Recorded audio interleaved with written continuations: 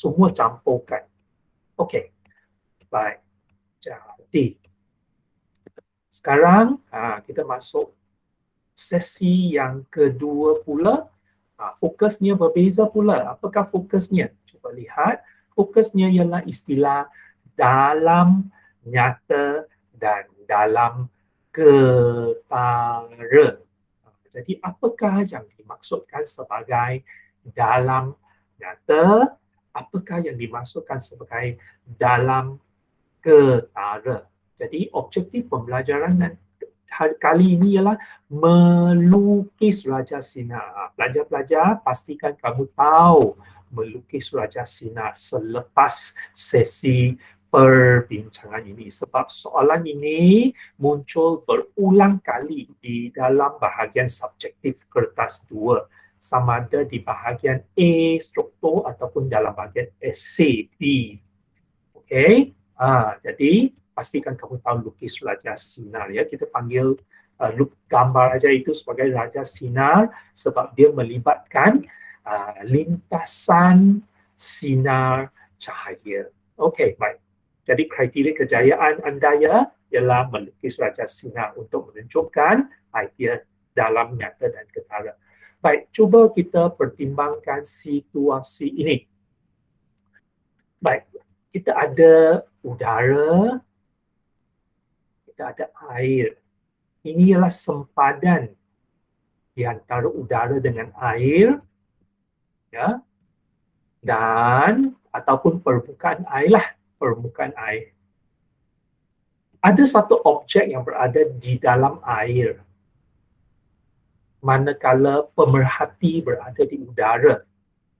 Katakan ini burung, ini ikan. Macam itulah. Ataupun ini nelayan, ini ikan. Macam itu. Okey? Duit shilling di dalam air, orang di sini. Jadi, apakah kesan kalau pemerhati dengan objek itu berada dalam medium yang berbeza? Cuba kita pertimbangkan gambar Raja Sinar iaitu sinaran cahaya yang terlibat. Jadi saya akan lukis satu sinar cahaya berasal daripada objek ini. Sebab di sekitar, katakan cahaya matahari jatuh ke sekeliling, jadi semuanya akan pantulkan cahaya. Termasuk objek ini, dia akan pantulkan cahaya ke semua arah.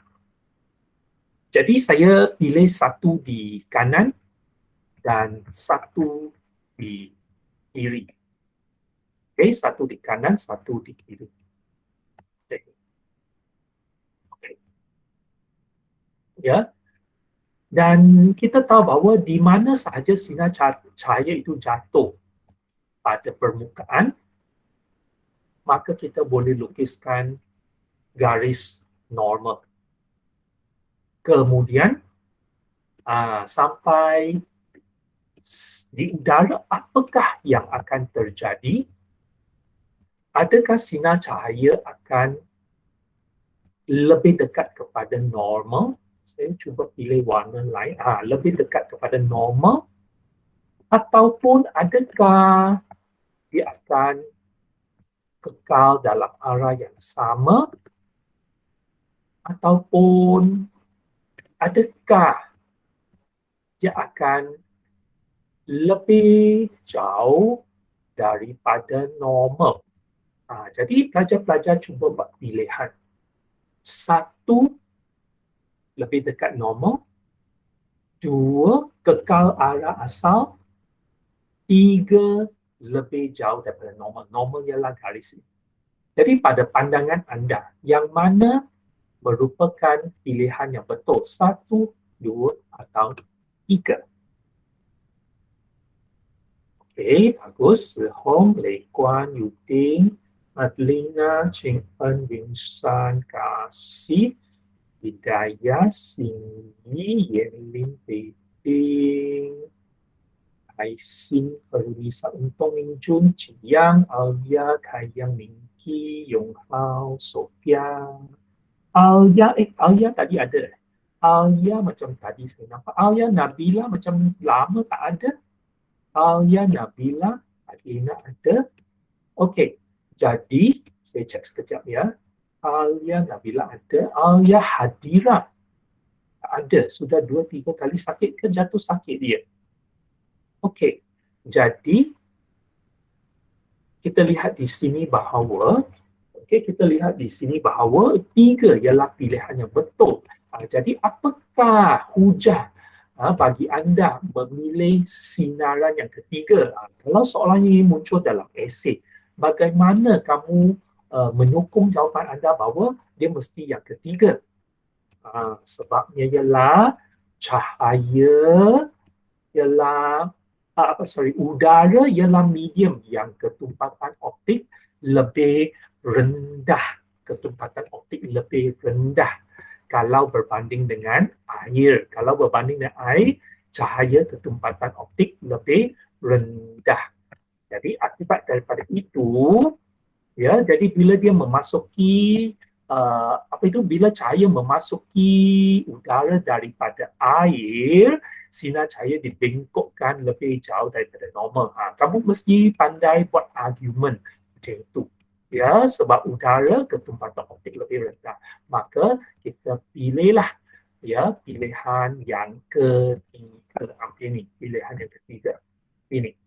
Begitu juga dengan sebelah sini, pilihan 1, 2, 3, kita juga pilih nombor 3. Ya, kita juga pilih nombor 3 macam ini. Sebab sinar cahaya memasuki medium yang kurang tumpat. Optik, ketumpatan optik. Baik, kita tahu bahawa ya sinar cahaya ya menurut teori ya yang lama ini, sinar cahaya bergerak sebagai satu lintasan lurus. Macam pelajar-pelajar semua beratur satu demi satu dan bergerak ke bilik darjah, mereka bergerak lintasan lurus, tak boleh pesong sini pesong sana. Okey, kalau manusia bolehlah, kalau alur cahaya tak boleh. Ya, lintasan sinar cahaya adalah lurus, ya, lurus. Jadi, kalau lintasan cahaya adalah lurus, kalau pemerhati berada di sini, pemerhati akan menerima sinar cahaya. Ya, kalau pemerhati berada di sini, dia akan menerima sinar cahaya dan dia akan anggap bahawa sinar cahaya datang dari sini. Okey, dia akan mempunyai anggapan bahawa sinar cahaya datang dari sini. Lurus sebab lintasan adalah lurus. Okey, sama juga kalau pemerhati berada di sini, dia akan nampak sinar cahaya menujunya seolah-olah sinar cahaya datang dari sini. Ya, bagi pemerhati itu dia akan nampak lintasan sinar cahaya lurus datang dari sini. Tetapi itu tidak benar. Ya, itu tidak benar. Ya, sebab sinar cahaya sebenarnya telah dibengkokkan di bahagian sini. Jadi sebenarnya ini bukan asal usul lintasan sinar cahaya tersebut. Ya, ini ialah salah faham. Ya, pemerhati itu salah faham sahaja. Ya, bila dia lihat sinar cahaya menujunya, dia mempunyai ilusi lah, kita batikkan. Sebenarnya bukan ilusi lah. Sebab kita nampak dia datang dari arah itu, maka kita mempunyai anggapan dia berasal dari sini. Sebenarnya ini tidak wujud. Jadi kalau sinaran kedua-dua ini tidak wujud, kita tak boleh lukis macam ini. Okey, dia mesti dilukis sebagai nombor 1, mesti dilukis sebagai garis putus-putus sebab dia bukan sinaran cahaya yang sebenarnya wujud. Dia hanya anggapan pemerhati saja bahawa ada sinaran datang dari sini. Okey, jadi ini sememangnya tidak wujud. Ya, jadi mesti garis putus-putus. Dan jikalau sinar cahaya ini memang tak wujud, maka kita tak boleh labelkan anak panah. Anak panah sebenarnya tak boleh labelkan. Okey, macam ini. Ya, memang ada peraturan bila kamu jawab lukis gambar sinar, bukan sebarangan suka hati ya, sebab setiap benda ada maknanya. Jadi daripada sini kita panjangkan.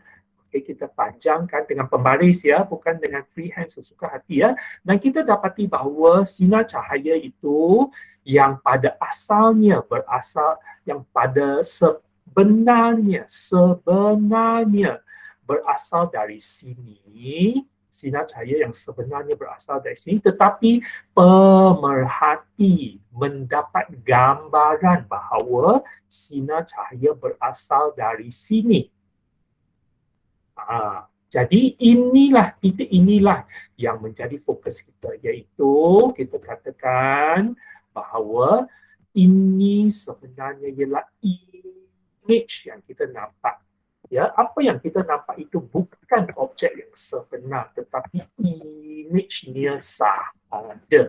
Image-nya sahaja, dan memanglah kita akan nampak benda inilah. Tetapi bila kita nampak benda ini, dia adalah image. Jadi sekali lagi, kalau dia adalah image, dia mesti garis putus-putus macam ini. Kita tak boleh gunakan garis lengkap. Sebab dia hanya satu ilusi bahawa ada satu benda di situ. Sebenarnya dia tak ada di sini pun. Cuma kita yang kena tipu. Oleh sebab pembiasan sinar cahaya, kita mendapat gambaran, oh dia ada di sini. Padahal sebenarnya dia ada di bawah sini.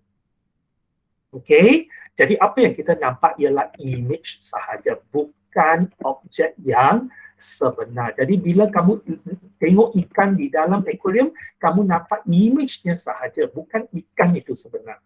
Bukan kedudukan yang sebenar. Okey, jadi itulah yang kita nak tegaskan. Ya, begitu juga. Jadi inilah gambaran sinar yang amat-amat penting. Ya, pelajar mesti pastikan kamu tahu lukis ya, sebab itulah sebabnya objektif kita ialah melukis raja sinar untuk menunjukkan dalam nyata dan dalam ketara. Okey, dan satu lagi perkara, kalau dalam bahagian esei soalan ini muncul, cikgu sediakan soalan ini dalam bahagian esei, dan jikalau pelajar lukis macam ini,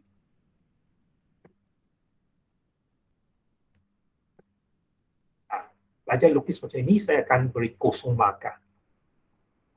Okey, kalau pelajar lukis satu sinaran saja, saya akan beri kosong markah. Sebab apa? Sebab kenapa kamu tahu dia ada di sini? Mengapa kamu tak panjangkan garis itu lebih lanjut lagi dan katakan image ni ada di sini? Ataupun kamu pendekkan garis itu ke sini, sedikit, pendekkan sikit cukup. Kemudian katakan image ni ada di sini. Kenapa? Kenapa mesti ada di sana? Jadi dengan melukis satu sinar cahaya sahaja, memang lukisan anda adalah tidak tepat. Okey, lukis satu sinar cahaya saja tidak tepat. Jadi kamu tengok ya, buku teks anda, berhati-hati ya, jangan terikut-ikut ya. Bagi cikgu, cara yang betul mesti dua sinar cahaya. Okey, mesti dua sinar cahaya. Boleh? Baik. Kemudian cikgu nak perkenalkan satu lagi cara lukisan yang lebih mudah. Pilihan anda lah, kamu suka yang mana satu pun boleh. Ya, baik, cuba kita lukis semula gambar raja ini. Baik. Okey, situasi yang sama. Jadi kalau dalam situasi yang sama ini, saya lukis sebagaimana tadi kita telah buat, kita pilih satu titik, katakan yang di tengah-tengah, kemudian kita lukis macam ini. Dan kita lukis satu garis normal. Okay. Dan seterusnya kita lukis satu garis pembiasan. Sinar pembiasan. Okay, sinar biasa macam ini, sinar biasa macam ini. Okey, ini adalah daripada tadi, kan? Daripada tadi, sama dengan tadilah. Berapa banyak dia dibengkokkan itu tak apa. Agak-agak dia sudah dibengkokkan, sudah cukup. Bengkokkan sikit pun boleh, bengkokkan banyak pun boleh. Suka hati kamu ya. Okey. Tak payah ukur dengan tepat. Tidak perlu ukur dengan tepat. Baik, jadi memang sama dengan tadilah. Kamu nak lukis di kiri, nak lukis di kanan, boleh. Okey, ya, nak lukis di kanan pun boleh. Tetapi kali ini ada satu pilihan yang lebih senang, ialah satu lagi sinar itu kamu tak lukis di kanan. Kamu lukis di tengah-tengah. Okay. Jadi kalau dilukis di tengah-tengah, apa yang terjadi kepada sinar cahaya itu? Adakah sinar cahaya itu akan dibengkokkan ke kiri, ataupun sinar cahaya itu akan dibengkokkan ke kanan, ataupun sinar cahaya itu akan mengikut lintasan lurusnya? Jadi apakah pandangan anda? Satu untuk kiri, dua untuk kekal arahnya, tiga iaitu bengkok ke kanan. So, satu, dua, atau tiga. Pelajar-pelajar, cuba buat pilihan. Okey, bagus. Taekwon, Meeting ada, Adelina, Chin-en, Karonisa, Sechin, Wing-san, Kasih, Sinyi, Yuting, Daya, Ayang, Zehong, Wen-shen, Kai-si, Wei-kwan, Jung-yi, Ming-jun, Pinky. Okey. Jadi, kita dapati bahawa jawapan memang tepat sekali, syabas, iaitu pilihan dua. Jadi di sini teori berbeza-beza ya. Dalam topik gelombang, kita dapati bahawa sinar cahaya dibengkokkan. Okey, no. Dalam teori, dalam topik gelombang, kita katakan pembiasan berlaku. Ya, panjang gelombang akan berubah. Ya, tetapi ini pula berdasarkan teori yang lain pula. Yang sebagaimana yang saya beritahu anda, bila kita belajar topik ini, kita bukan pertimbangkan tentang gelombang. Kita katakan sinar cahaya itu terdiri daripada zarah-zarah cahaya yang datang satu demi satu, beratur satu demi satu datang hidup. Okey, dan semuanya beratur dan bergerak dalam satu arah yang sama, lintasan lurus. Jadi dalam kes ini kita tak ada cerita tentang panjang gelombang, tidak ada cerita tentang frekuensi. Okey, sebab kita anggap dia zarah-zarah gitu. Okey, jadi dalam kes ini kita katakan bahawa pembiasan tidak berlaku. Pembiasan tidak berlaku. Pembengkokan sinar cahaya tidak berlaku. Jadi dia kekal lurus. Jadi cara untuk menyebutkan ayat anda ialah sinar cahaya serenjang dengan sepadan. Sinar cahaya serenjang dengan sepadan. Ataupun dalam kes ini sudut 7 sifar lah. Sudut 7 sifar. Ataupun sinar cahaya serenjang dengan sepadan. Jadi tidak ada pembiasan. Tidak ada pembengkokan, tidak ada pembiasan. Okeylah. Baik. Jadi ini tak boleh buat apa-apa. Memang ke garis lurus. Tetapi ini, ya, jadi kalau untuk pemerhati, dia memang menerima sinar cahaya ini dan anggap bahawa sinar cahaya datang dari mana-manalah satu titik di sepanjang garis ini.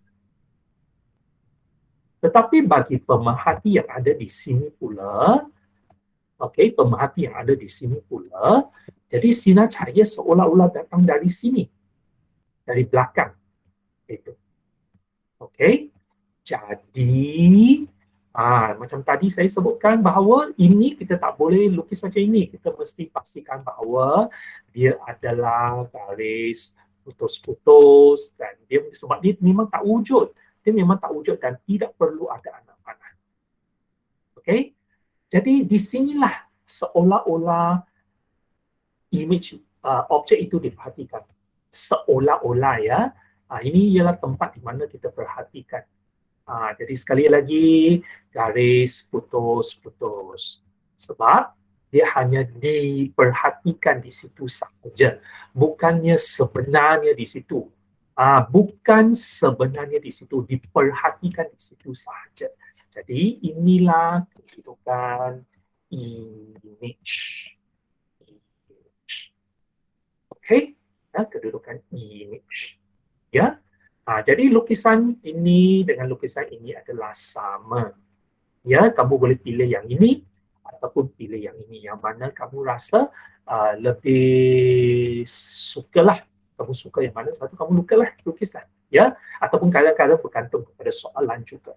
Tetapi adakah kamu tanya, cikgu tadi kamu katakan pemerhati di situ, pemerhati di sini, tetapi di sini tak ada tanda panah macam mana? Adakah di sini tak nampak apa-apa? Sama juga. Tadi saya alihkan pemerhati ke sini, saya katakan dia menerima sinar cahaya, saya alihkan ke sini, dia menerima sinar cahaya. Tetapi kalau pemerhati di sini, tak ada sinar cahaya ke? Memang kita tak lukis semualah. Sinar cahaya memang berjuta-juta, beribu-ribu, berjuta-juta. Memang di dalam kawasan ini memang ada banyak juga. Tetapi kita tak lukis semualah. Sebenarnya dalam setiap raja sinar, dua sinar cahaya sudah mencukupi. Setiap raja sinar, kita lukis dua sinar cahaya sudah mencukupi. Jadi walaupun di sini tidak dilukis, sebenarnya ada banyak sinar cahaya di sini. Okey, sama juga. Di julak ini ada banyak sinar cahaya. Ya, okey. Jadi itulah situasi yang kita hendak bincang, melukis raja sinar untuk menunjukkan dalam nyata dan dalam ketara. Tetapi apakah maksudnya dalam nyata dan dalam ketara pula? Apakah maksud? Cuba kamu lihat balik gambar raja ini. Objek sebenarnya ada di sini, tetapi image kelihatan di sini. Kelihatan saja, bukan sebenarnya. Okey, kelihatan saja, ya. Jadi sebenarnya kita nampak ada benda ini, tetapi sebenarnya dia adalah satu image. Jadi sekarang saya hendak labelkan. Okey, saya hendak labelkan sekejap. Okay. Ini dengan ini. Jadi oleh sebab ada objek, ada image. Jadi saya nak tanya pelajar-pelajar. Okey, cuba jawab soalan ini. Ada pandangan anda. Jangan risau, kita pertimbangkan pandangan sahaja. Pandangan sahaja. Dalam nyata, apa kata nyata, dengan dalam ketara. Apakah maksudnya? Dalam nyata ialah kedalaman yang diperhatikan ataupun kedalaman yang sebenar.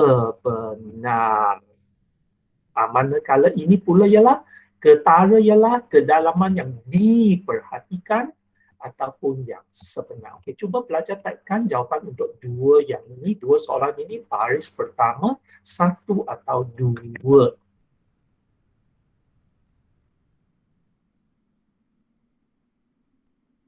Okey, bagus. Step 1. Bình San Pôn, Zhu Qing, Xing Yi, Jing En, Wei Guan Adelina, Wen Xuan, Qi Yuan, Yu Ding, Dong Ka, Si Jun Yi, Kai Yang, Qi Dayang, Yan Li, Min Yi, Qi Yang, Min Jun, Kai Xin, Zhe Hong, Su Bei Ding. Sophia ada ke?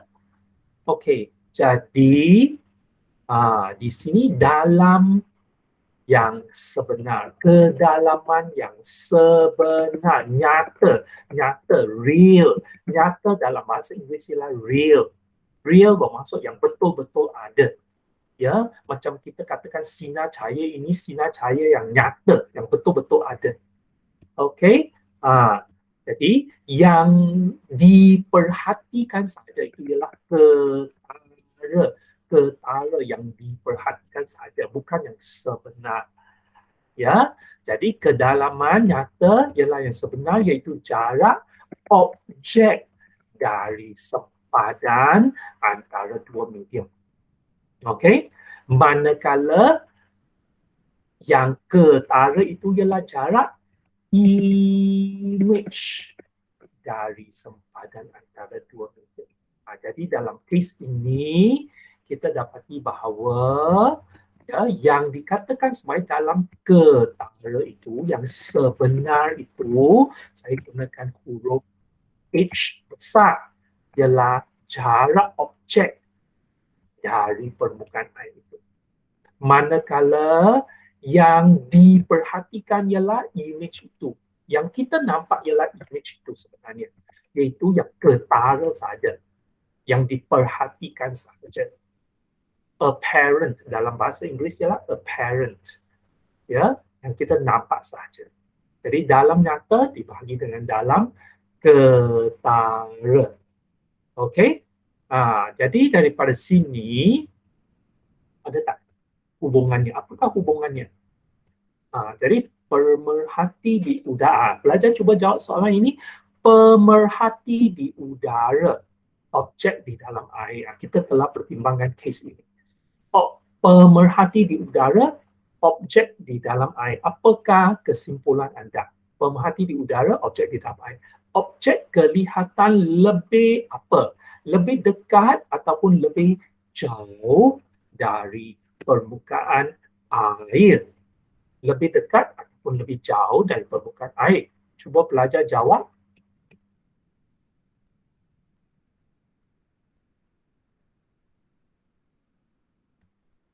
Okey, bagus. Ada jawapan semua. Okey, bagus, bagus, bagus. Ya, ya, betul. Ya, semua jawapan betul. Ya, objek akan kelihatan lebih dekat ya dari permukaan air. Bagus ya, Min Jun ya. Lebih dekat, objek kelihatan lebih dekat pada permukaan air ya. Jelas di sini. Okey. Jadi di sini ya, indeks biasan. Apakah hubungan nilai-nilai ini dengan indeks biasan? Okey, apakah hubungan H dengan indeks biasan pula? Cuba lihat gambar je tadi, indeks biasan. Okey, sebenarnya cikgu dah cek di sini kita dapati bahawa indeks biasan indeks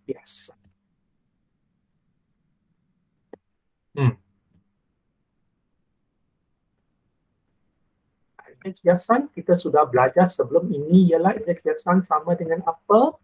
Okey, indeks biasan ada banyak, C per V. Kita juga ada indeks biasan sama dengan sin I per sin R. Sin I per sin R juga. Okey. Tetapi kali ini bila kita pertimbangkan kes ini, kita ada satu rumus baru iaitu N sama dengan H per H kecil. Dalam nyata dibahagi dengan dalam ketara. Dalam nyata dibahagi dengan dalam ketara. Ya, jadi indeks biasan juga boleh dihitung dengan menggunakan dalam nyata H besar dibahagi dengan dalam ketara H kecil. Okey, berdasarkan rumus ni sin I per sin I per sin R, sorry. Sin I per sin R. Berdasarkan rumus ini. Okey, tetapi di mana I-nya? I-nya sebenarnya di mana? Jadi itu merupakan satu perangkap. Okey, cikgu tak mau tegaskan itu dulu sebab nanti terlebih masa pula. Okey, H sama dengan, setakat ini kita lihat dululah. H besar per H kecil. Dalam nyata dibahagi dengan dalam ketara. Itu adalah indeks biasan. Jadi, kita lihat di sini, indeks biasan sama dengan dalam nyata dibahagi dengan dalam ketara. Ya, dalam nyata dibahagi dengan dalam ketara. Okey? Okey, baik. Jadi seterusnya kita balik kepada situasi ini. Kalau kita nampak benda itu lebih dekat, sebenarnya bila objek itu lebih dekat kepada kita, dia kelihatan lebih besar atau lebih kecil. Kalau kamu katakan dia lebih besar, type B. Kalau kamu katakan dia lebih kecil, type K. Bagi pemerhati ini, bila dia lihat objek itu, adakah objek itu kelihatan lebih besar atau lebih kecil? B untuk besar, K untuk kecil.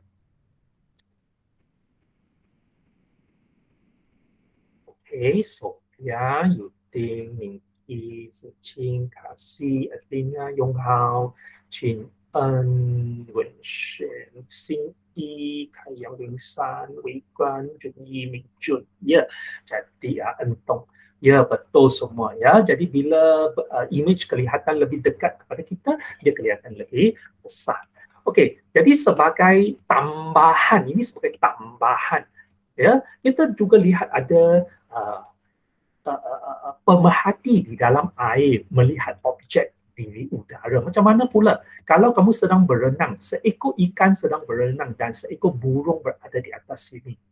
Jadi apakah kesannya pula? Apakah kesannya pula? Jadi pelajar-pelajar mesti berupaya ya mengguna balik ya argumen tersebut. Kalau kamu anggap ada satu sinar cahaya, ada satu titik yang mengeluarkan sinar cahaya macam ini, okey, right? Kemudian lukiskan garis normal dan seterusnya bila sinar cahaya masuk ke dalam air, sinar cahaya masuk ke dalam air, apa akan terjadi? Air ketumpatan optik lebih besar, betul tak? Ya, air ketumpatan optik lebih besar, maka kita jangkakan sinar cahaya akan dibengkokkan lebih dekat kepada normal, lebih dekat kepada normal itu. Okey? Begitu juga kita akan lukis gambar ini, sinar tuju, sinar biasan dan normal di sebelah yang satu lagi. Macam ini. So, okey ya. Jadi seterusnya kamu akan dapati bahawa sorry.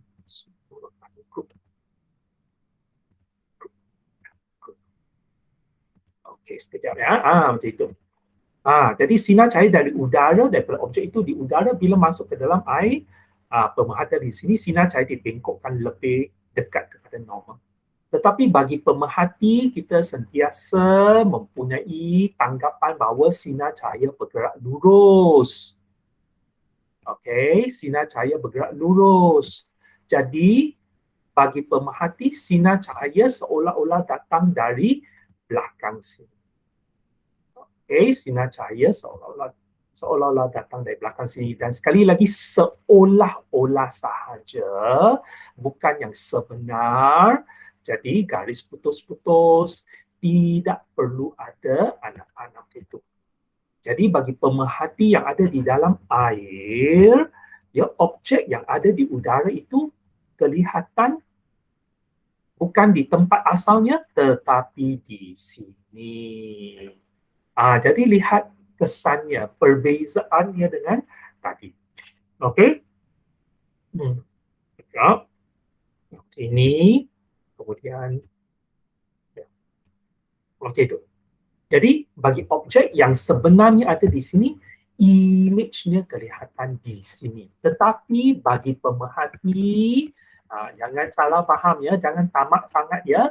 Pemerhati memang nampak satu sahaja. Macam dalam kes ini, pemerhati nampak image sahaja, dia tak akan nampak objek.